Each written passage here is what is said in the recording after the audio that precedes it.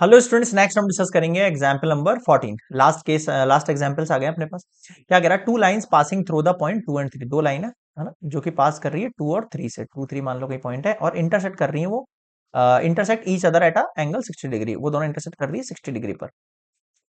Okay, if the slope of one line, एक line का slope 2 है और दूसरी का हमें पता नहीं है। Find the equation of other line, दूसरी लाइन निकालनी। तो बिल्कुल आसान है। सबसे पहले तो अपने पास टू लाइंस के बीच में जो एंगल गिवन होता है उसका फॉर्मूला बना दो। क्या होता है फॉर्मूला? मैं लिख रहा हूँ यहाँ, tan theta equals to m1 minus m2 upon 1 plus m1 multiply m। Apply करो। tan 60 degree equals to m1 minus m2। तो एक को मैं m कंसिडर कर लेता हूँ और m2 के लिए मुझे 2 दे रखा है तो 2 कंसिडर कर लेता हूँ। 1 प्लस अगेन m और ये 2। tan 60 की वैल्यू कितना हो जाएगा? √3 हो जाएगा।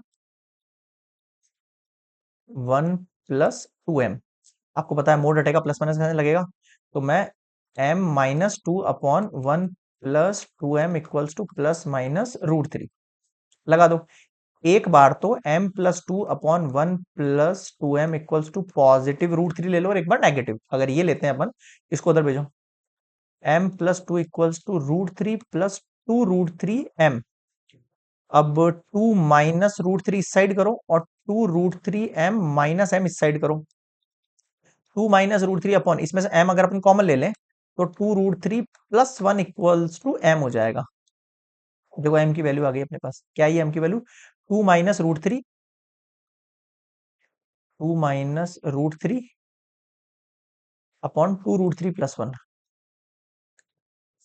एक तो ये हो गया। अगली बार जो वैल्यू मैं ले रहा हूं यहां पर, m minus 2 upon 1 plus 2m,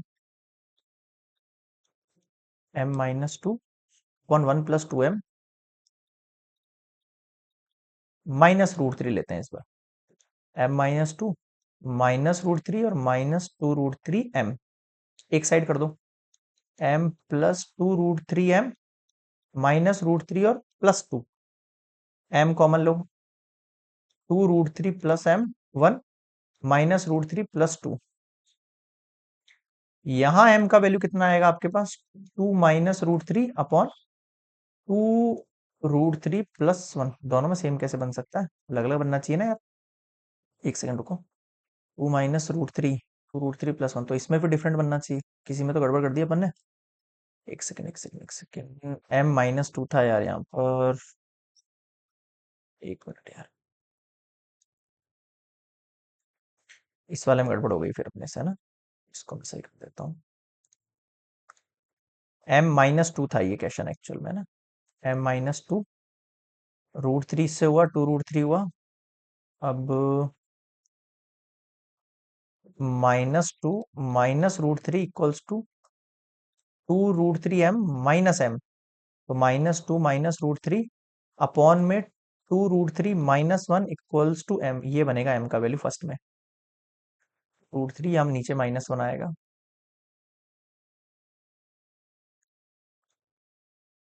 और यहाँ पर भी आगे माइनस आएगा, है ना। √3, एक सेकंड और कहीं गड़बड़ तो नहीं हो रही। m-2 √3 प्लस 2 √3, 2 √3m है। इधर m उठ के गया, नेगेटिव m हो गया तो 2 √3 -1 होना चाहिए common.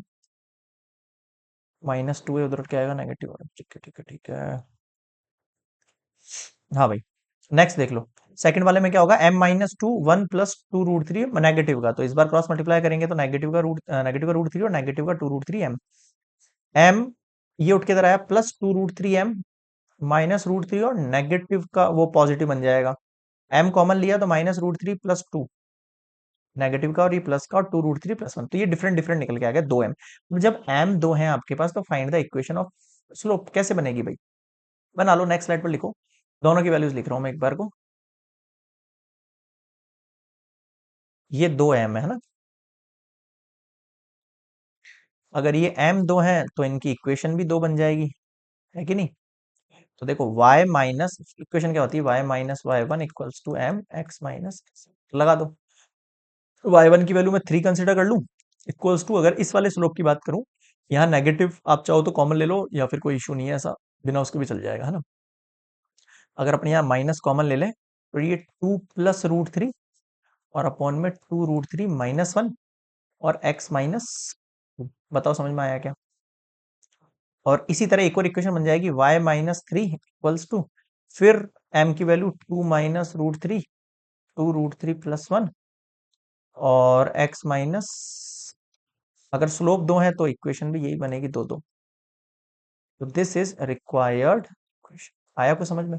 This is complete example number 14। शायद माइनस प्लस में अगर कुछ एरर वगैरह हो तो एक बार देख लेना, बाकी तरीका एकदम परफेक्ट है। जल्दीबाजी में अगर कुछ लिखने में आ गया हो तो एक बार आप क्रॉस चेक कर लेना आंसर से, है ना? फिर एक बार रिवाइज कर लेना पूरी वीडियो को शुरू से। नेक्स्ट मिलेंगे एग्जाम्पल नंबर 15 पर।